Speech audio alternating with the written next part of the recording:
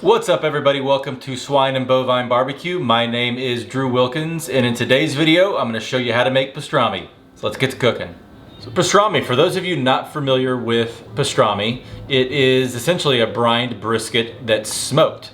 So first I'm going to show you how to make the brine, then we'll trim the brisket, put it in the brine. We're going to brine it for a little over 2 weeks.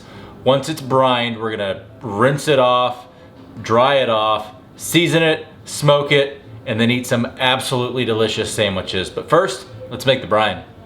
Gonna start off toasting some spices with some coriander, mustard seeds, black peppercorns, and some allspice. Let these go till they're nice and toasty and fragrant. You'll hear a little popping. Once they start popping, we'll add the water. Interrupting here for a quick note on this brine recipe. I looked at my charcuterie book, looked all over the place on the internet, looked at some pre-bottled brines, trying to figure out a way to make my own recipe, but I've used Chuds BBQ pastrami brine several times and it's absolutely delicious. There's no point in reinventing the wheel here. So when you go to the description, you're not gonna see the exact ingredients, but you're gonna see a link to his video. Go check it out. The ingredients and amounts are in the description of his video. Not gonna take credit for it. Again, no sense in reinventing the wheel here. He's perfected it, in my opinion, in the recipe that he has, so that's what we're using today. Gonna add in some cinnamon sticks as well to toast. And we've got our pot, so let's add 2 quarts of water. Now we're gonna add some cloves, allspice, crushed red pepper, pink curing salt, brown sugar, whoops, and kosher salt. Give this a good whisk up. Bring it up to a boil. We're also going to add in 1 small head of crushed garlic. Our brine has come up to a boil, so we're going to dump it over some ice. Gonna mix this up, let this ice melt. We need 4 quarts. We're a little shy of that right now, but once the ice melts, we'll add a little more until we're up to 4 quarts. That way it cools it down quickly.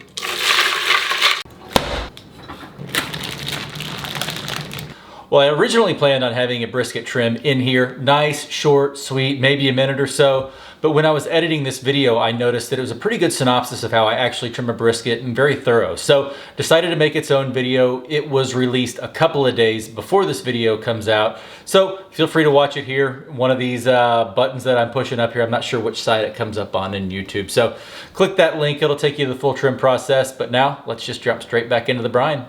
Our brine has been hanging out in the refrigerator. It's nice and cold. So we're gonna go ahead and add this brisket.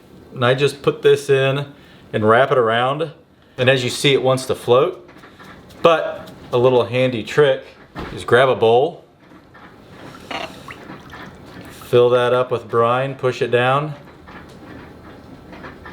and there you go. So we got our brisket in our brine. We're gonna cover this up, put it in our fridge, and we'll see it in about 14 days.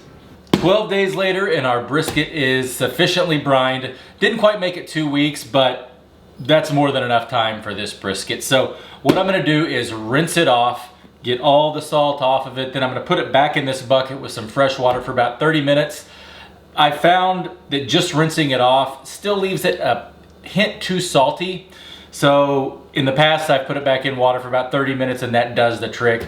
That way it sufficiently gets the salt level down to a perfect level. For our pastrami rub, we're gonna go in with 2 parts coarse black pepper, 1/3 of a part garlic powder. I always say garlic powder, but it's granulated garlic every time. 1/3 of a part ground mustard. And also we're gonna go in with 1 part ground coriander.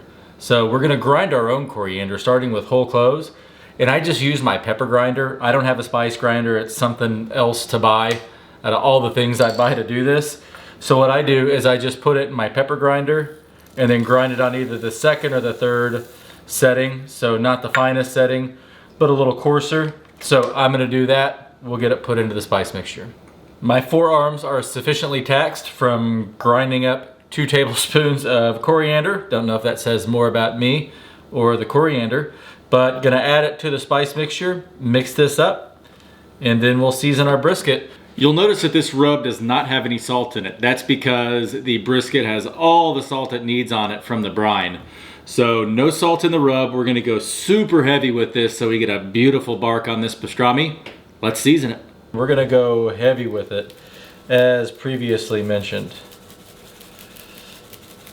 So just a nice heavy coating. I've got this turned upside down, the shaker holes, to try and keep the rub coming out evenly. I always struggle with having granulated garlic. Use the right term for garlic there if you'll notice. Coming out too soon or having too much left over in the rub bottle at the end. So I've heard that that helps, having it upside down like that. So that's why I'm doing it. But again, just going on with a heavy application of rub here. You can see it a little better, I'm sure, on camera on the fat cap. But just nice and heavy. No salt on this, so the world is your oyster for as much as you want to add. Go ahead and make sure we get the sides. So we've got our brisket sufficiently seasoned. I always season my briskets the night before. So this is gonna go into the refrigerator on a wire rack. I will not leave it on the sheet tray like this. I'll put a wire rack underneath it. It'll go in the refrigerator overnight, and I'll see you in the morning when it's time to fire up the pit. Cook this sucker.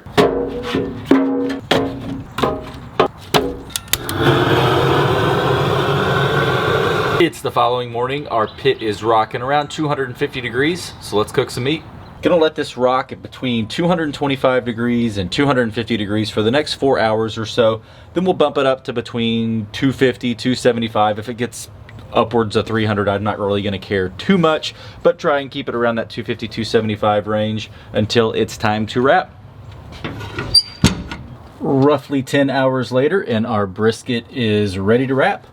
Got some great bark on it. I did put a blocking log in here to protect the point. It still feels nice and soft. Right on this edge, it may be starting to feel a little tougher. It got the blunt of the heat, but it's still feeling pretty soft. So this is temping around 175. We're going with the foil boat. So let's take it inside and wrap it. I got 2 pieces of foil, one going perpendicular and one going parallel.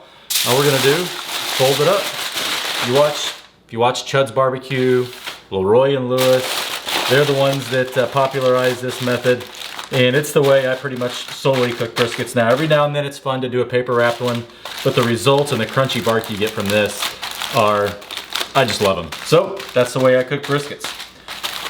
Got it wrapped up, nice and easy, 15 seconds to do. Let's put it back on the pit. We've got the flat facing towards the firebox this time. The point, I didn't probe it, but I guarantee it's probably tender as can be right now.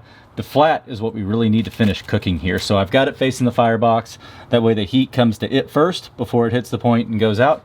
So let's shut this down, let it go for another hour or so, then we'll check it. About 2 hours later, and this brisket is done. Tipping anywhere between 205 and 207 in the flat. So I'm gonna pull this off and let it cool completely. Not doing the overnight rest with this. I'm gonna eat this on New Year's Day. I'm not cooking this on New Year's Eve, so the overnight oven rest is not gonna work for this one. So we're gonna cool it down, vac seal it, throw it in the fridge, then we'll reheat it on New Year's Day and eat it. So our brisket's still coming down in temp. Haven't vac sealed it yet, but we've got a lot of fat, tallowy goodness in this foil boat that would go to waste because we're not doing the overnight rest. We won't be able to pour it over the brisket if we were eating it tomorrow after it had been in the oven overnight. So what I'm gonna do is I'm gonna pour it into a resealable container, and instead of putting butter or tallow on top of the pastrami when we reheat it on New Year's Day, I'm gonna try using this and see how it goes. Oh yeah. Nothing wrong with that.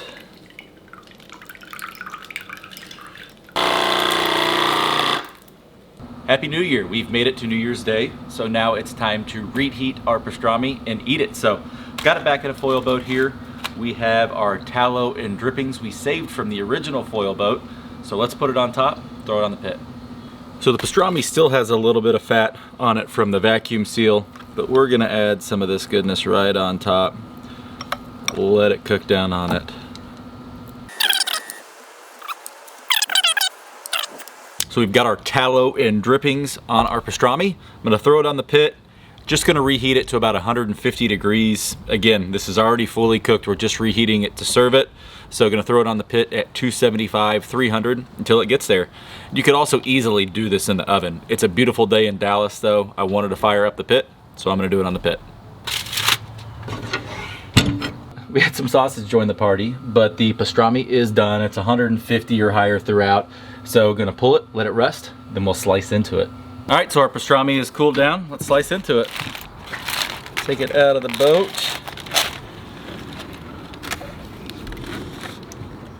Some of that tallow and juices, pour over the top of it. Let's see how we did.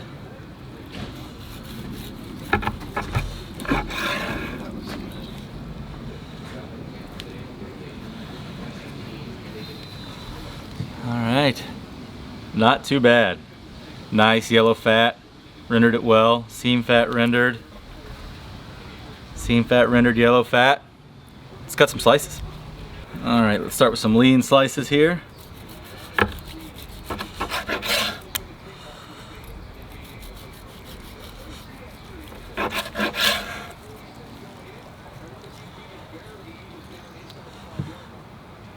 Not mad about that.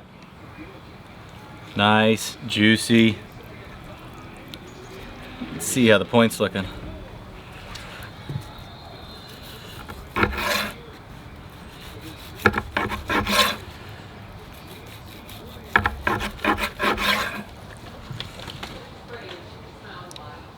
Yep, that looks pretty good. Let's see how it tastes. All right, let's try a little bit of lean first. Cheers.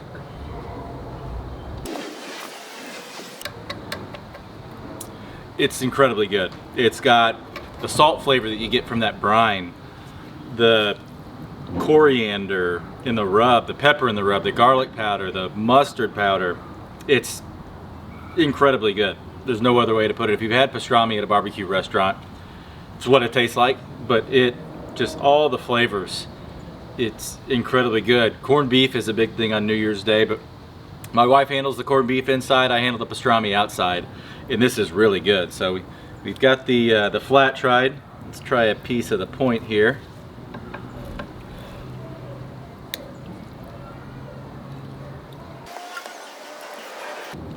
Same thing, just a little fattier. I actually prefer the flat when I make pastrami. The flavor is just more intense. You don't necessarily get that with the marbling from the fat, at least I've found when I make it. It might be different for you, but the condensed flavor you get with pastrami on the flat, especially this middle slice. I love the middle slice more than the fatty and more than the lean. You get some of the fatty, you get some of the lean, you get that nice fat band in the middle. This is a winner in my book. So I got a tribe of hungry people here. I'm gonna slice all this up, but then we're gonna come back and make a sandwich.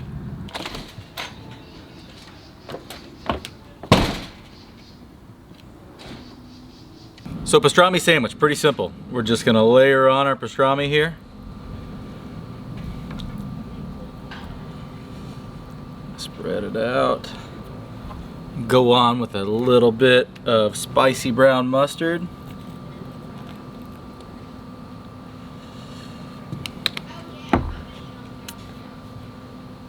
Put it on top. Let's dig in.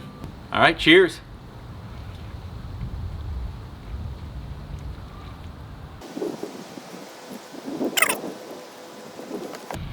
I highly recommend putting in the effort to make pastrami if you haven't tried it before. There's really not a ton more to it than cooking an actual brisket. You trim it the same, then you just got to put together the brine and brine it for, in this instance, I did, I think 12 or 13 days. You can go a little longer if you want, go a little less. You don't need to go any longer than 12 though, because this ended up being perfect from a salt perspective, from a flavor perspective. As you saw from the slices, it was completely brined through. We didn't miss anything by not going 2 weeks. I know some people, it might even work for 7 days. I never tried it for that short of a time, but you might want to give it a shot.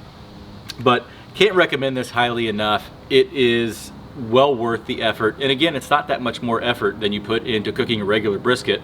If you got the fridge space, just get one of those Cambros like I brined it in, put it in there, come back a couple weeks later, rinse it off, let it soak in some cold water to get rid of some of the salinity because you don't want it to be too salty, because if I hadn't done this, this would definitely be too salty. You can easily oversalt these things, so make sure you don't skip those steps if you do try it, but can't recommend this enough. So thanks for watching. If you like this video, please give it a thumbs up. If you want to see more stuff like this, please subscribe. I have new videos out every Wednesday morning. But thanks for watching. We'll see you in the next one. Cheers. Ashley, how is it? I mean, to die for. So good. All right, we're 1 for 1. Yeah. Jeff? You could tell it was really terrible. All right, 2 for 2. Get a bite there. What do you think? So good. Man, that's good stuff. Anita, what do you think of the pastrami? The pastrami is phenomenal. It is so tender. I love it. Thank you. Heather, what did you think of the pastrami? It was awesome. Mike? It's fantastic, wonderful crust on the outside, which makes it. What do you think? It's got to be the best pastrami I've ever had. Is it moist? Very moist. Tender? Tender. And I don't even like pastrami, and I like your pastrami. This is so good, dude. Yeah, thank you. Amazing. Zach, what did you think of the pastrami? It's very good. Very flavorful and very tender. All right. Noah? Very tender and good tasting. Whitney, how was the pastrami? Phenomenal. Phenomenal. There we go. So got the sandwich here, and you got to have the black-eyed peas for good luck and cabbage.